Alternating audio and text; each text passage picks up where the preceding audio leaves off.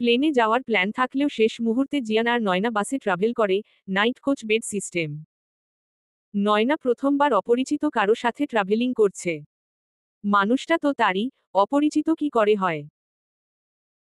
আবার ভাবে, সে যদি এখন আমাকে হত্যা করে গাড়ির নিচে ফেলে দেয় অথবা কারো কাছে বিক্রি করে দেয়। নিজের মনে মনে আকাশ কুসুম চিন্তা ভাবনায় মগ্ন নয়না। জিয়ান নয়নার কাছে এসে বলে, তোমার চেহারায় এত আতঙ্ক কিসের বেব? নয়নাকে নিজের কাছে এনে বলে, তুমি কি এনি চান্স আমাকে ভয় পাচ্ছ জান? নয়না চোখ বাঁকিয়ে বলে, ভয় আর আপনাকে? সুনয়না তালুকদার কাউকে ভয় পায় না।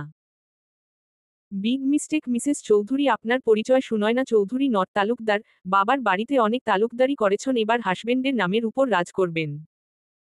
আমাকে আপনি করে বললেই তো আর আপনার বয়স কমে যাবে না মিস্টার প্লেন ড্রাইভার? এত সুদর্শন একজন এয়ার ক্যাপ্টেনকে ড্রাইভার বলতে তোমার হৃদয় কাঁপল না? ড্রাইভারকে ড্রাইভার বলবো না তো কি বলবো? Plane driver, plane driver, plane driver. Jiyan নয়নার মুখ চেপে ধরল নিজের হাত দিয়ে। এখন কিন্তু মোটেও ভালো হচ্ছে না বউ। ঠোঁট আরেকবার নড়লেই ঠোঁট কিন্তু দখল করে নেব আমার ঠোঁট দিয়ে। বাসর যদি গাড়িতে সারতে না চাও তাহলে ভুলভাল বকবে না। নয়না হেসে উঠল। এই লোকের মুখে বাসর ছাড়া কি আর কোন শব্দ বের হয় না? জিয়ান নয়নাকে নিজের কাঁধে মাথা রাখতে ইশারা করে। নয়না বলে, বয়েই গেছে আপনার কাঁধে মাথা রাখতে। আম্মু কই? আমি আম্মুর কাছে যাব। তুমি বড় হবা কবে? আমি কি ছোট নাকি? তো কি? নাক টিপলে এখনো ম্যাঁ করো। একদম উল্টোপাল্টা কথা বলবেন না। জিয়ান নয়নার আঙ্গুল ধরে বলে, তুই ছুলি যখন তোরই হলো এই মন। আমি কিন্তু আপনাকে ভালো বাসতে পারবো না। ভালোবাসতে কে বলল? তুমি শুধু আমার ভালোবাসা সমাদরে গ্রহণ করলেই হবে রাঙা বউ। আমি কারো বউ টৌ না। তাহলে তুমি কি? ভবিষ্যৎ ডাক্তার সুনয়না তালুকদার। জিয়ান নয়নার নাক টেনে বলে, বারবার তালুকদার তালুকদার করবা না তো। ভবিষ্যৎ ডাক্তার সুনয়না চৌধুরী। নামটার মধ্যে কেমন রাজকীয় ভাইব আছে তাই না বেব? নয়না জিয়ানের কাঁধে মাথা রেখে বলে, জানেন একবার কি হয়েছে? তুমি না জানালে কিভাবে জানবো? আমি এক ছেলের মাথা ফাটিয়ে দিয়েছিলাম। কেন? সে আমাকে টিজ করেছিল তাই রাস্তা থেকে একটা পাথর উঠিয়ে সোজা ছেলেটার মাথায় মেরে দিয়েছি। বাহহ, তুমি এত সাহসী। নয়না কনফিডেন্সের সাথে মিথ্যা বলে মনে মনে নিজেকে সাহস দিচ্ছে। জানো, আমার প্রপোজ একটা মেয়ে রিজেক্ট করে দিয়েছিল বলে তাকে পাহাড় থেকে ধাক্কা দিয়ে ফেলে দিয়েছি। নয়না এবার কেঁদেই ফেলল। আমি আম্মুর কাছে যাব।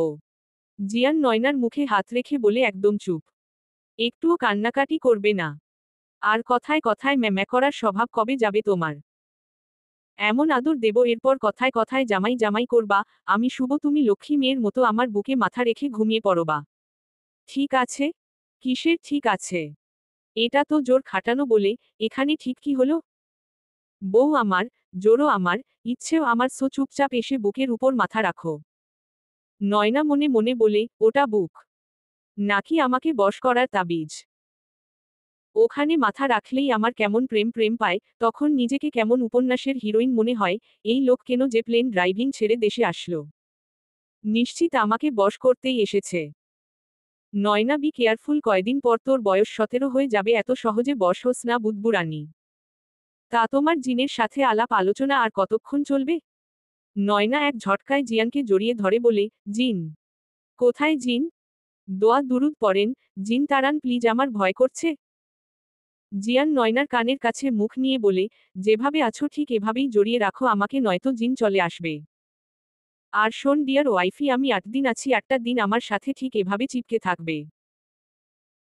আমি এক মুহূর্তের জন্যও তোমাকে মিস করতে চাই না, প্রতিটা মুহূর্তে তোমার স্পর্শ অনুভব করতে চাই। বলেই নয়নার কানের লতিতে আলতে চুমু খেয়ে মাথায় হাত বুলিয়ে দিতে লাগল। জিয়ান ভাবছে, যেখানে জীবন শেষ হয়েছে সেখান থেকে এত সুন্দর জীবন উপহার পাবো কোনোদিন ভাবিনি। মানুষ বলে না, আমরা যা প্ল্যান করি তার চেয়ে আল্লাহ তায়ালা আমাদের জন্য যা প্ল্যান করে রাখে তা সবচেয়ে উত্তম। তুমি আমার জন্য আল্লাহ তায়ালার পক্ষ থেকে শ্রেষ্ঠ উপহার, প্রিয়তমা অর্ধাঙ্গিনী। ঔষধি। মিজান তালুকদার খোঁজ নিয়ে মাথায় হাত দিয়ে বসে আছে। আসলেই সেদিন জিয়ান এখানে পৌঁছে দিয়ে গেছে নীলাঞ্জনাকে? নীলাঞ্জনা বলল, বাবা আমি ভুল করে হিরে ছেড়ে কাজকে বেছে নিয়েছিলাম। কাছের আঘাতে খণ্ড বিখণ্ড হয়ে গেছে আমার দেহমন। বাবা জিয়ান যদি আমার কাছে ফিরতে চায় তোমরা বাধা হবে না তো? মিজান তালুকদার ঠাটিয়ে এক চড় মারল নীলাঞ্জনার গালে। লজ্জা লাগে না নিজের ছোট বোনের হাসবেন্ডের দিকে নজর দিতে? নিজের জীবন নষ্ট করে এখন আমার ফুলের মতো মেয়েটার জীবন নষ্ট করার জন্য উতলা হয়ে গেছিস?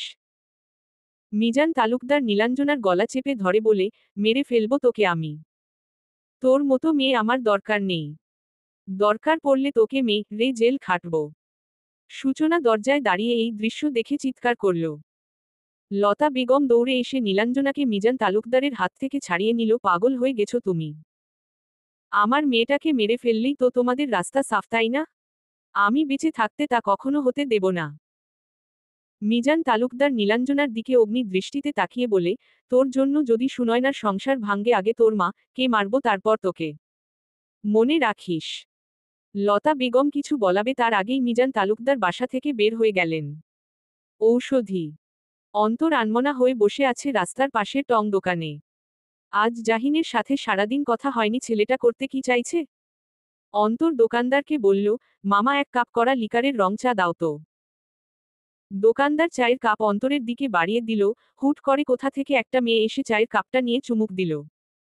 অন্তর রেগে বলে, সমস্যা কি আপনার? আমার জিনিসে হাত দেওয়ার সাহস কি করে হলো? তুষি কপাল কুঁচকে বলে, সরি ভাইয়া, আমার অনেক বেশি চায়ের ক্রেভিং হচ্ছিল তাই। রাস্তায় দাঁড়িয়ে টঙের দোকানে চা কোন ভদ্র মেয়ে খায় না? একদম ঠিক কথা বলেছেন ভাইয়া, আমি তো চরম লেভেলের অভদ্র। এই মাত্র 7 দিন আগে আমার ব্রেকআপ হলো। সে ব্রেকআপ করার আগে এটা বলেছিল তাই 2-4টা চর দিয়ে অভদ্রতার প্রমাণ দিয়ে এসেছি।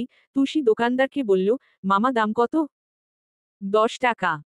তুষি 20 টাকা দিয়ে বলে, এই ভাইয়াকে এক কাপ দিয়েন। তুষি রিকশা ডেকে উঠে পড়ল। অন্তর বলে, এই মেয়ে নামো রিকশা থেকে।